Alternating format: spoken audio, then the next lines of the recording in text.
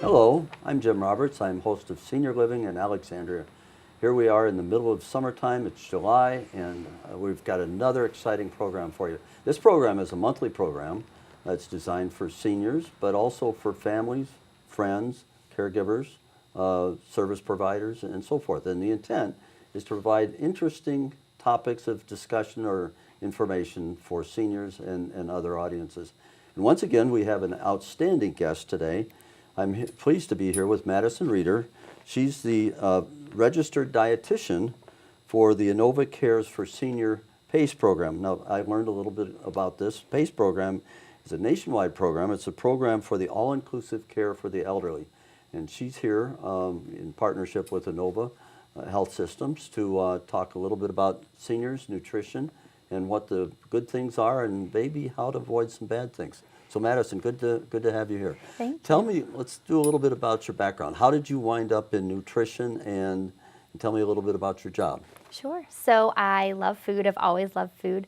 Grew up with a family that was great at cooking, and grew up with a family too that had lots of chronic illnesses. And I was really able to see firsthand how nutrition was able to help them to heal. And that really led me to believing that I could be a big part of that in other people's lives.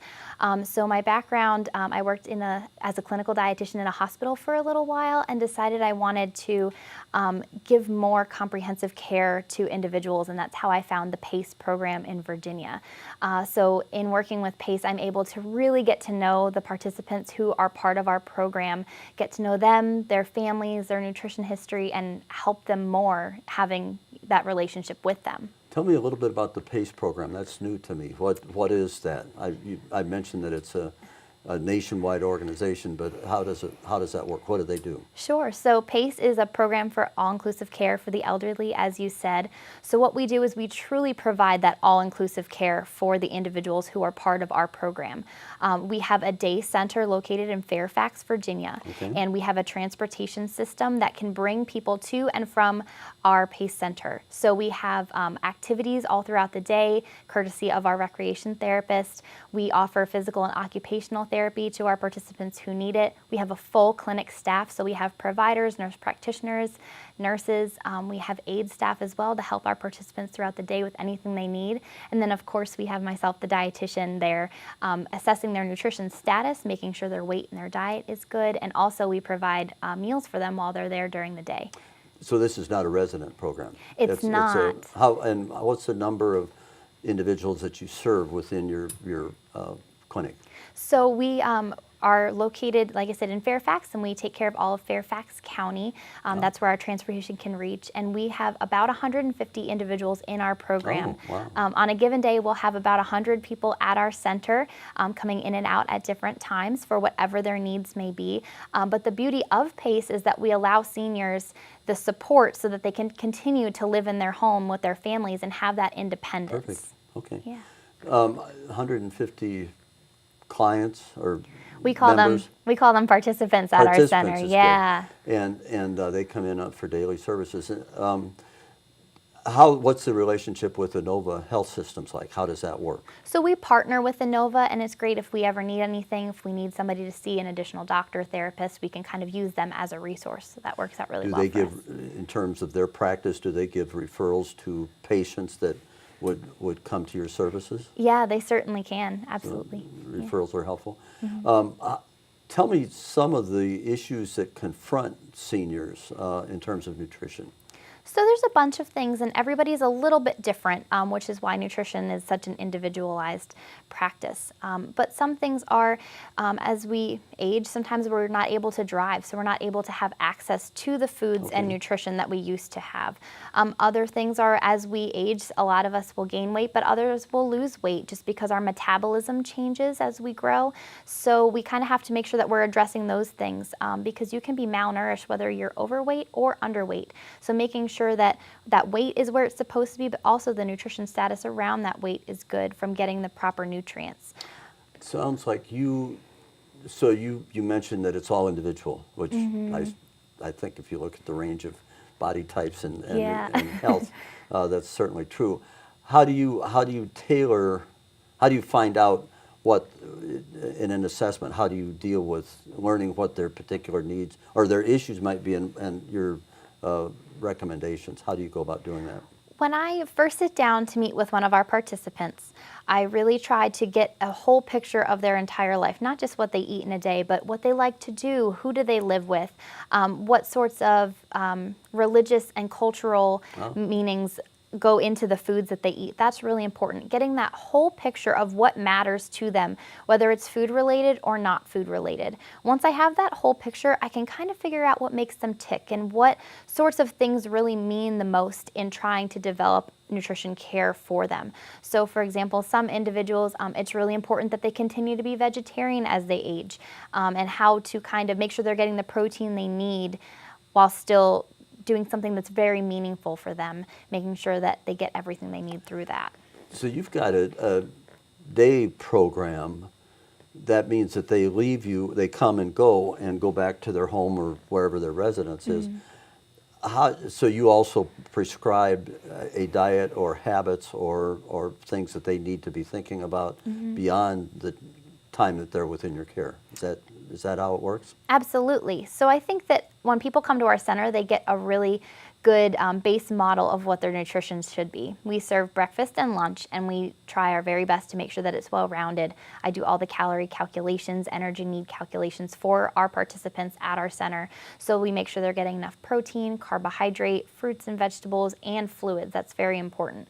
So we kind of use that as their model of this is a good base diet for you to have, and then that usually helps them to carry it over at home because they've had a good sample of what they should be having when they're at PACE. When they come to PACE, is that a long-term relationship or short-term or periodic? Or in other words, if you make these great ideas and suggestions and they're there for a day or two and then they go off and do something else and they maybe neglect some of the advice that you've given them, how do you sustain your support? So everybody's a little different, but I really try to check in with all of my participants every time they're at the PACE Center, and then if they're not at the PACE Center, checking in with them weekly, monthly, etc., depending on what their plan of care is. For those so people don't have to come to our center every day, we recommend it for the socialization and all the care that we can provide in-house, but there's lots of people who prefer to stay home and spend time with their families. And for those people, I just make sure that call, touch base, have them come in for clinic visits to keep on track. Is PACE well, I assume it's a nonprofit, but is there a fee associated with that and that might limit access, or is it open to everybody, or is it by recommended doctors or the public health department? How does that side of it work? So to be enrolled in PACE, you have to be 55 or older. You have to be living in the community of our service area, which is Fairfax County. Okay. And you have to be nursing home eligible. So a lot of our individuals, they're Medicare, Medicaid eligible, but when they come to PACE, we become their insurance provider. So everybody's a little bit different with, what the recommendations are and what we can do for them there. We're gonna go to a break right now. We'll be back shortly, but I want to hear a little bit more about how you might deal with an individual case and the kind of decisions that you make and the kind of advice you give. So hang on, we'll be right back.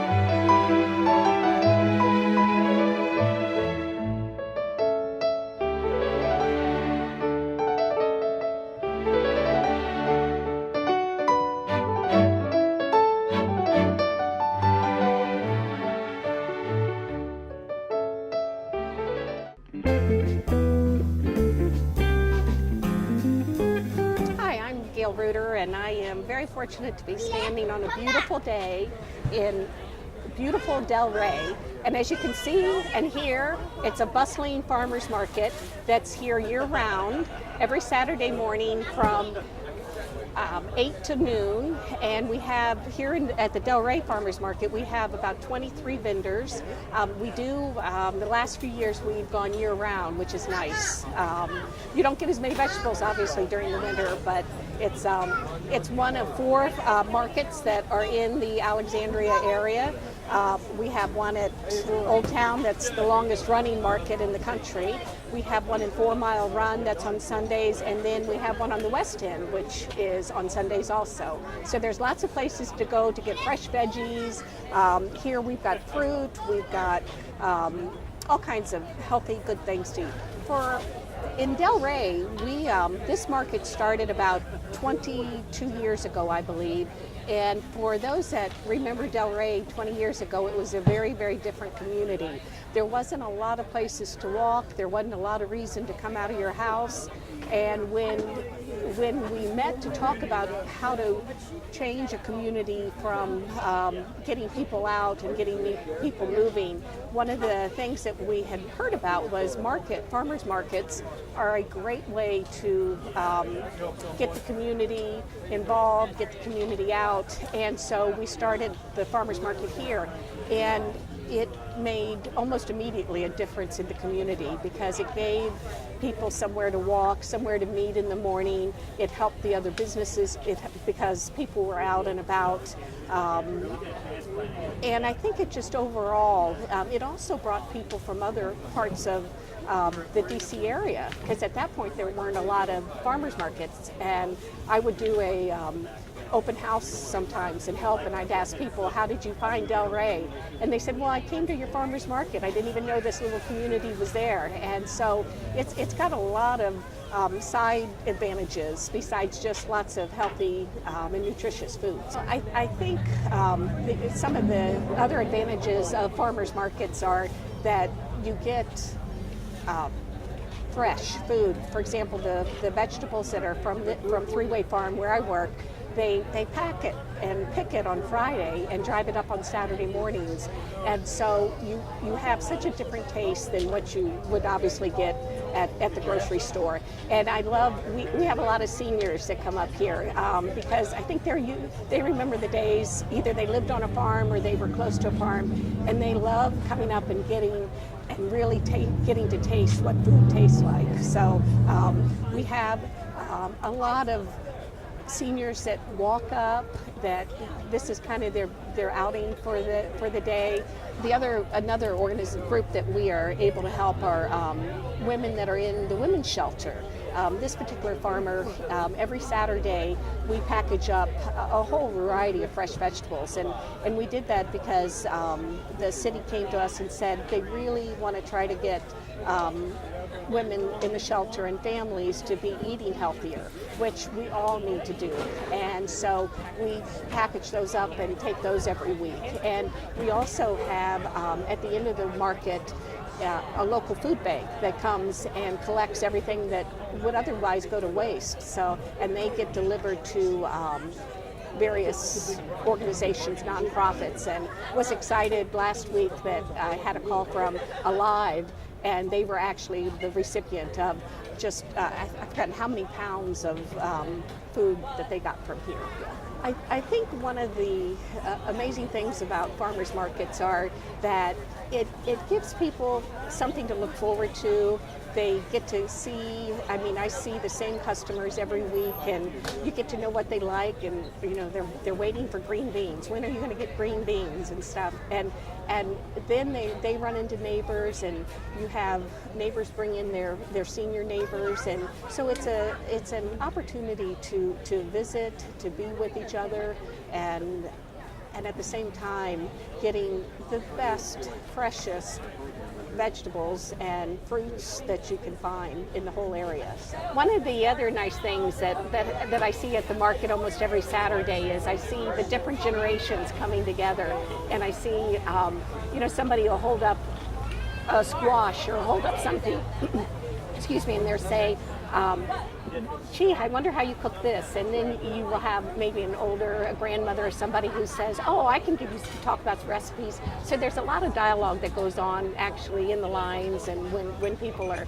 at the market. And one of my favorite things is when grandparents will come up with their grandkids and they, for example, they'll buy the English peas because they remember when they were little sitting and shelling peas for hours, and so I hear them talk to their grandkids, and they're going to go home and spend the afternoon shelling peas, which is a nice memories that are being created, and you just wouldn't get that if you weren't at a market and getting to be exposed to those kind of things.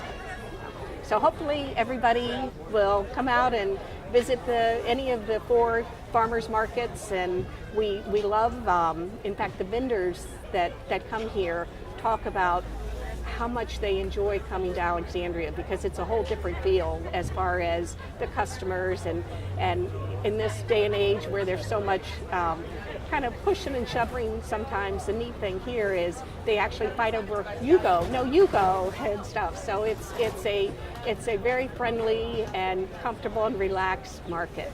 They all are. It's fine that other people like you. It's more important that you like yourself.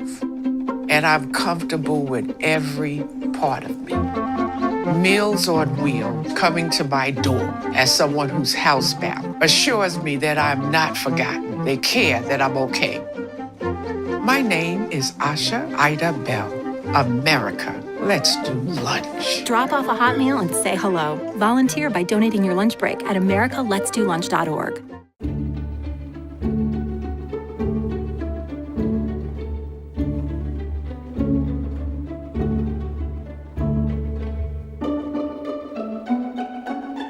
Back after that break, and I want to reintroduce Madison Reeder. She's the registered dietitian for the PACE program. That's a partner with Innova Health Systems.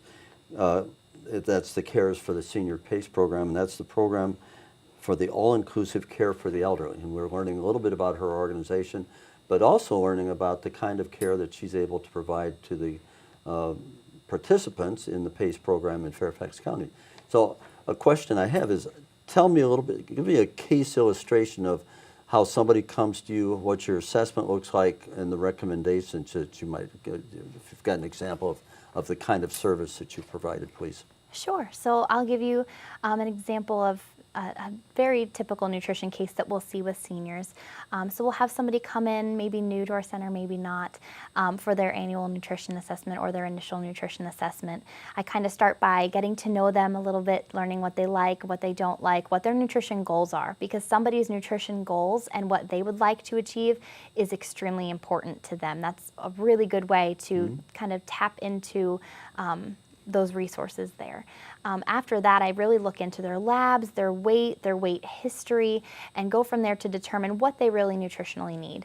A lot of times people are malnourished. A lot of our seniors are malnourished in our program, especially when they first start with us, either because they don't have access to the correct nutrients or they don't have the education for what nutrients are most essential for their well-being. So I do a little bit of education and then work with them little by little over time, watching what they eat, talking with their families about what they're eating at home, and then keep checking those labs and that weight to make sure that it's getting to the place where we want it to be. Any kind of food intake, dieting is the word, takes discipline. Takes a plan, which you're providing, but it takes discipline. What techniques do you do to encourage them? This is the plan, but it's useless without you buying into it. How do you do that? So I think one of the first things that I try to talk to my participants about is their relationship with food. I think a lot of times we see food as such a scary thing, and we break foods into good foods and bad foods, when in reality there are no good or bad foods. All foods have a place in a healthy diet, depending on your portion size of those foods. So I really try to break that barrier with my participants first, so that we create a safe space where we can talk about food and what it can do for you. Then I'll come up with strategies based on that participant and how well I know them that can help them best. So for some of our participants, we do food diaries where they can kind of log and track the foods they're eating, because sometimes we don't realize how much or what sorts of things we're kind of picking at, snacking at, until we write it down. With other people, we'll do like a food emotion journal. So how you're feeling when you're eating lunch, if you're feeling hungry or full, how you feel after, do you feel guilty, do you feel good, etc. And then other people, we just try to really practice mindful eating. So really thinking about the foods that you're eating when you're eating them and how you're feeling at that time when you sit down for your meal. You know, are you distracted? Are you actually hungry, or are you bored? Those sorts of things. It seems to me that your area of expertise and help has to be integrated with other medical or other psychological or health services. Do you frequently consult on your participants with other members of staff, or once you've set out a plan, you're kind of on your own? How does that work? Oh, absolutely. We are always chatting at PACE with each other about what's best for our participants. PACE is really different, and one of the ways that makes us so special is that we have a full interdisciplinary team at the PACE Center every day in-house that we can just walk to each other's offices and chat with each other. Every morning, our interdisciplinary team meets first thing in the morning to discuss any questions, issues, things that we've noticed, changes with our participants. And that way we really stay on top of every aspect of their case, whether it's a medication change, a weight change, a rehab-related change. We need to know that up front because they all are pieces of that big puzzle that make up that individual person. I think you mentioned that you have some capacity for aftercare after they've either extended their stay or use of the PACE Center, or they've left your services and gone on. Is that part of both the philosophy and the ability of what you can do to provide it? To a certain degree. So people will come to see us during the day, and then when they go home, as needed, we can provide home care services to them and their families, or we can also just provide, different types of education for support. A lot of our seniors, they'll have dementia, or they'll have really complicated medical issues, and just knowing that you can call PACE, our on-call number, a nurse, and have questions answered as you need them if you're worried or concerned about something. I think that's a really great resource for families so they know they're not alone. Is PACE able to do any community outreach or education programs as a complement, one to let people know of your services, obviously, but more than that, in terms of, you can't serve everybody, you've got a limited number, in terms of providing education that people might on their own be able to use? Is PACE able to undertake some of those activities? We don't do that too much, but we are kind of looking into doing that for all the people in our community. However, we are taking people into our program at this time, so the more the merrier at PACE. We love, being able to serve as many people as we can. We do have some of our rehab team does go out into the community and try to do education for falls, those sorts of things. So, tell me a story of a success of a person that came in, took your advice, and was better for it.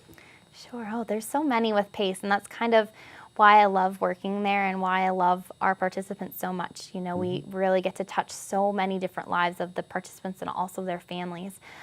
One that I can, really think of, we have this lovely individual who was very malnourished and very underweight, lots of obvious wasting. You can kind of see that physically in somebody, in their face, in their hands, just in their demeanor when you look at them, and based on weight and labs, obviously very malnourished. And after taking this individual into the PACE program, she has advanced dementia, but after really caring for her and figuring out what works best for her nutritionally, this was an individual who would not open her mouth to eat anything, and now she's eating 100% of all of her meals at PACE, just because we've been able to try different tactics and techniques with feeding styles, with different nutrients, and her labs have greatly improved. Her weight has improved by 20% since we've taken That this sounds like a individual. case where she would not know to refer herself or come voluntarily. Family or doctor or caregiver, somebody referred her and said, maybe you can help this person. Is that the way that particular case? Yeah, absolutely. What was their reaction to her gains? Oh, the family has just been thrilled, because when somebody's nutrition status improves, their overall quality of life improves, their vitality just improves, and they grow so much, and you can see that happening from the inside out. So this person's attitude and their demeanor and everything has just changed so much, and the family notices less burden on them. The person is easier to care for and is more pleasant to be around. So I think that's made a huge difference. So the good eating habits, I think, go to the farmer's market and get fresh produce, avoid snacks, avoid the temptations between meals and the midnight 300 or 400 calories. Yeah. Those are the kinds of things you build into it, just healthy habits, but they're also tailored to the needs of the particular. How did she get in the situation that she had dementia, and was that neglect on somehow? I mean, that sounds like a pretty dire situation that you, and good news is you can make gains from that. Right. Well, a lot of times when people have dementia, things that they once really loved to eat or things that used to really work for them don't work as well anymore. And that goes with nutrition overall as we age. Something that was really good in nutrition to us when we were 10 years old might not be appropriate for us when we're a little bit older, in our 50s, 60s, 70s, and so on. So we really need to look at those sorts of things. And a lot of times, not everybody's educated on nutrition and knows what sorts of things to look for. So I was able to look at this individual's labs with the help of our interdisciplinary team and really pinpoint what was missing there and kind of go at it in a different direction. And then with this individual too, as we age, our taste changes as well. A lot of times the older we get, the more we crave sweet things, which can be seen again as a bad thing unless you tweak it and make it a good thing. So we just started to offer more kind of sweet-based items that were still really healthy, and that really helped her to kind of get her appetite back. What's the hardest problem you find that you deal with in this type of caregiving? I think sometimes it's really difficult when individuals want to, lose weight or maintain their weight as they age without having access to the foods that they know that they should have. I think sometimes that is the hardest part.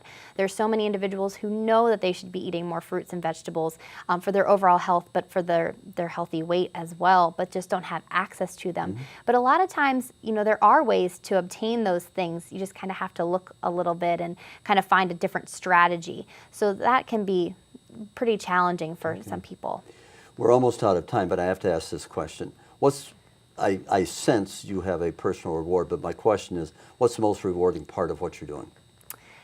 Oh, the most rewarding thing is definitely getting people to love food as much as I do, and really seeing them be able to grow and thrive just from loving food and having an appreciation for food. But doing it in the right way, right quantities, right? Okay. Exactly. Really watching those fruits and vegetables and learning to love them and put them into their regular diet is really rewarding. I think there are a lot more than 150 participants that you serve that could use your advice, quite honestly. There could be, yes. I'm not sure all of us have all the right habits all the time. So no, but yeah. But it all starts. You always have to start somewhere, and a little goes a long way. And okay. Yeah. Well, thank you for your making us aware of this program, your personal services.